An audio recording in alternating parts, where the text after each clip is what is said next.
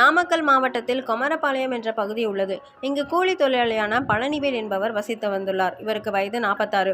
இவருக்கு திருமணமாகி செல்வி என்ற மனைவியும் ஒரு மகனும் இருக்கிறார்கள். இதில் பழனிசாமி கடந்த 2ஆம் தேதி கொலை செய்யப்பட்ட நிலையில் பிணமாக மீட்கப்பட்டார். அவருடைய உடல் ஆயிபாளையம் ரயில் தண்டவாளம் அருகே கிடந்தது. இது தொடர்பாக வெண்ணத்தூர் காவல்துறையினர் வழக்கு பதிவு செய்து விசாரணை நடத்தியதில் செல்வி மீது அவர்களுக்கு சந்தேகம் ஏற்பட்டுள்ளது. இதனையடுத்து அவரிடம் காவல்துறையினர் நடத்திய விசாரணையில் பல திடுக்கிடும் தகவல்கள் தெரிய வந்துள்ளது. அதாவது அந்த பகுதியின் ஊராட்சி மன்ற தலைவர் கந்தசாமியும் பழனிசாமியும் நெருங்கிய நண்பர்கள். இவர்கள் கடந்த 10 வருடங்களாக நட்புடன் பழகி வந்த நிலையில் அடிக்கடி கந்தசாமி பழனிசாமி வீட்டிற்கு சென்றுள்ளார். அப்போது கந்தசாமிக்கும் செல்விக்கும் இடையே பழக்கம் ஏற்பட்டுள்ளது. இந்த பழக்கம் நாளடைவில் கள்ளக்காதலாக மாறிய நிலையில் அடிக்கடி தனிமையில் சந்தித்து இருவரும் உல்லாசமாக இருந்துள்ளனர். இதுகுறித்து பழனிசாமிக்கு தெரிய வரவே அவர் தன் மனைவியிடம் தகராறு செய்துள்ளார்.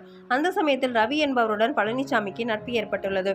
இதனை தங்களுக்கு சாதகமாக செல்வி பயன்படுத்தி கொண்டார். அதன் பிறகு சேலத்தைச் சேர்ந்த கூலிப்படை ரவி பழனிசாமியை தனியாக அழைத்து சென்று மது வாங்கி கொடுத்துள்ளார். அதன் பிறகு அவரை கந்தசாமியும் ரவியும் சேர்ந்து கத்தியால் கொடூரமாக கொத்தி கொலை செய்துள்ளனர்.